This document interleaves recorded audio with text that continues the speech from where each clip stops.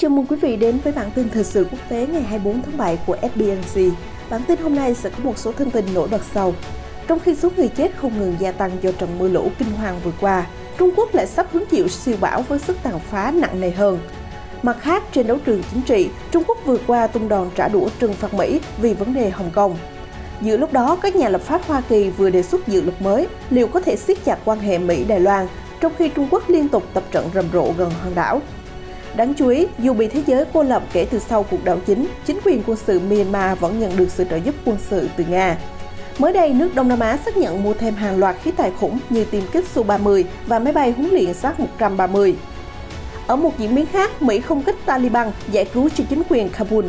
Trong khi đó, Taliban tuyên bố quyết tử đến cùng với chính quyền Tổng thống Ghani. Người tị nạn Eritrea bị tấn công trong cuộc xung đột Tigray ở Ethiopia. Tất cả sẽ có trong bản tin của FBNC ngay sau đây.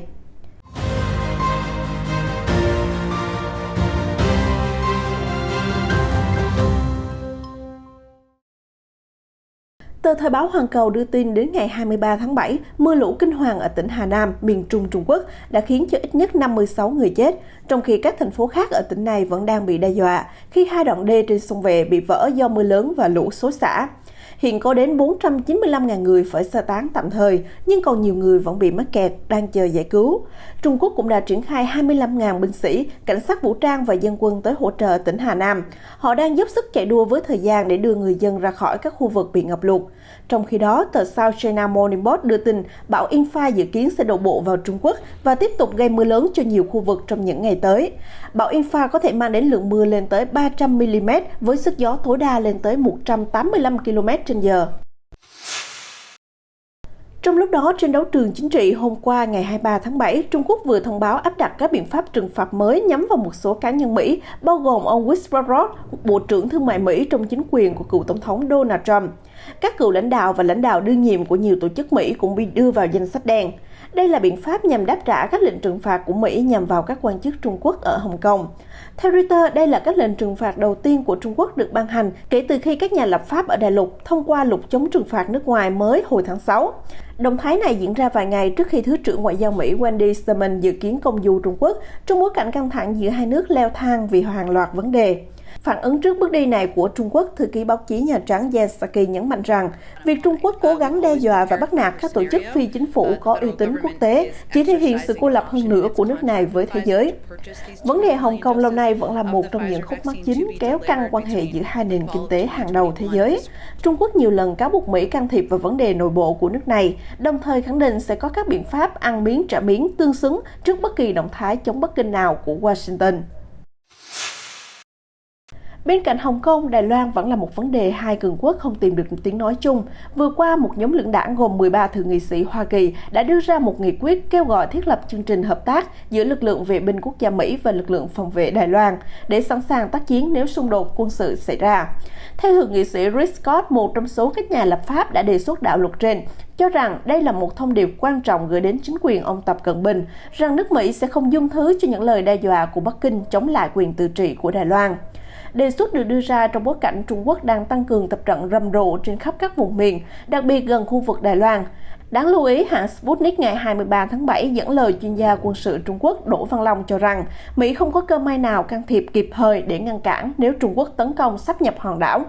Trong khi đó, các nhà ngoại giao cấp cao của Mỹ, Nhật Bản và Hàn Quốc đã gặp nhau tại Tokyo tuần qua để thảo luận hàng loạt vấn đề từ Triều Tiên đến tình hình eo biển Đài Loan.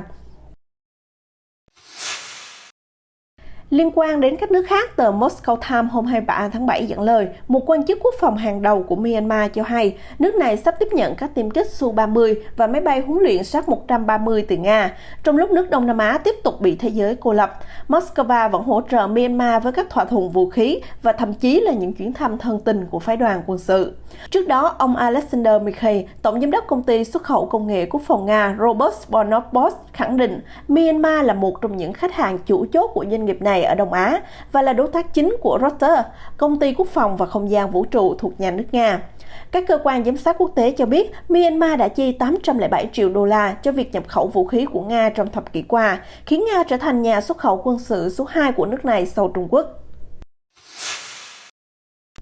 Ở một diễn biến khác, theo thông tin chính thức từ Lầu Năm Góc, quân đội Mỹ đã thực hiện từ 6 đến 7 cuộc không kích vào Taliban trong một tháng qua, một động thái nhằm giải tỏa áp lực cho chính phủ Afghanistan trong bối cảnh nhóm phiến quân ngày càng lấn sân lực lượng Kabul. Lầu Năm Góc cho biết Mỹ đã tiến hành các cuộc không kích trên khắp Afghanistan trong vài ngày qua như một phần trong nỗ lực hỗ trợ lực lượng an ninh Afghanistan chống lại quân nổi dậy Taliban. Thông tin về các cuộc không kích của Mỹ vào Afghanistan được đưa ra một ngày sau khi lãnh đạo cấp cao của quân đội Mỹ thừa nhận rằng sức ép của Taliban lên chính quyền Kabul là ngày càng lớn, khi lực lượng của họ hiện kiểm soát khoảng một nửa trong số hơn 400 quận của quốc gia Trung Á này.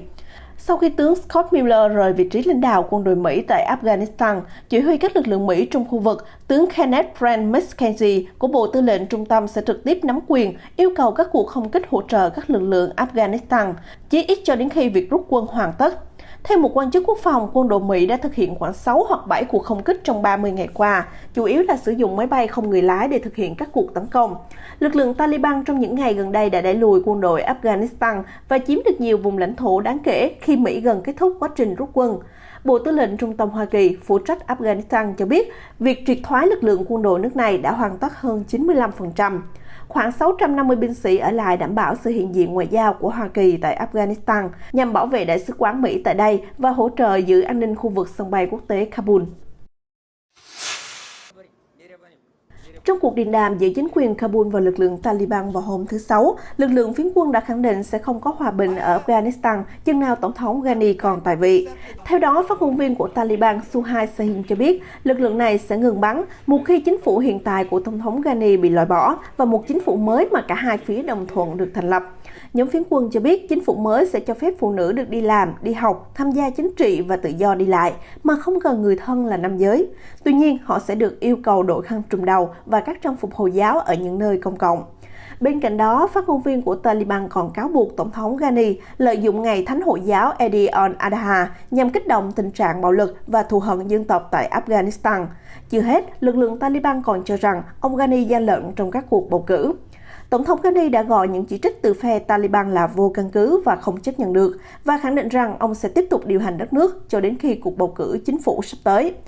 Tuần trước, Abdullah Abdullah, quan chức cấp cao của chính quyền Kabul, đã dẫn đầu một nhóm đại diện chính phủ tham dự cuộc đàm phán hòa bình với Taliban. Các cuộc đàm phán mang lại kết quả không mấy tiến triển khi cả hai phía đều không tìm được tiếng nói chung cho tình hình bất ổn hiện nay. Trong thời gian đó, lực lượng phiến quân được cho là đã đốt các trường học, cấm trẻ em đến trường và áp dụng nhiều biện pháp cực đoan đối với phụ nữ tại các khu vực chiếm được. Chuyển sang thông tin đáng chú ý khác, hàng nghìn người tị nạn ở Eritrea đã bị cuốn vào cuộc xung đột Tigray ở quốc gia láng giềng Ethiopia khi các nhân chứng và quan chức Liên Hợp Quốc cho biết lực lượng nào đó đã tấn công công trại của dân Eritrea, bắt cóc và giết một số người, đồng thời lấy thực phẩm và tài sản của họ. Những người tị nạn là một trong những nhóm dễ bị tổn thương nhất trong cuộc xung đột ở Tigray, nổ ra vào tháng 11 giữa lực lượng của khu vực và quân đội liên bang Ethiopia. Cho đến nay, cuộc xung đột đã khiến hàng nghìn người thiệt mạng và rất nhiều người khác phải rời bỏ nhà cửa. Những người tị nạn nói rằng họ đã bị đe dọa từ cả hai phía. Thứ nhất là từ những binh lính từ quê hương Eritrea được gửi sang khu vực biên giới để hỗ trợ cho quân đội Ethiopia. Lực lượng này bị buộc tội phá hủy một trại tị nạn và bắt cóc cũng như sát hại nhiều người. Thứ hai là từ phía quân đội, vốn bị chính quyền Addis Ababa cáo buộc lạm dụng bạo lực và vi phạm nhân quyền nghiêm trọng. Trước khi xung đột xảy ra, có khoảng 50.000 người tị nạn đã chạy trốn khỏi chính phủ độc tài và chính sách quân sự ở vô thời hạn ở Eritrea và đang tị nạn trong 4 lán trại ở Tigray. 2 trong số các trại tị nạn đã bị phá hủy trong chiến tranh và số phận của hàng ngàn người vẫn chưa được xác định. Theo Liên Hợp Quốc, còn có khoảng 42.000 người khác sống rải rác ở nhiều nơi trên Ethiopia. Thông tin vừa rồi cũng đã khép lại bản tin thời sự quốc tế hôm nay. Xin chào và hẹn gặp lại trong những chương trình tiếp theo được phát sóng trên kênh SBNC.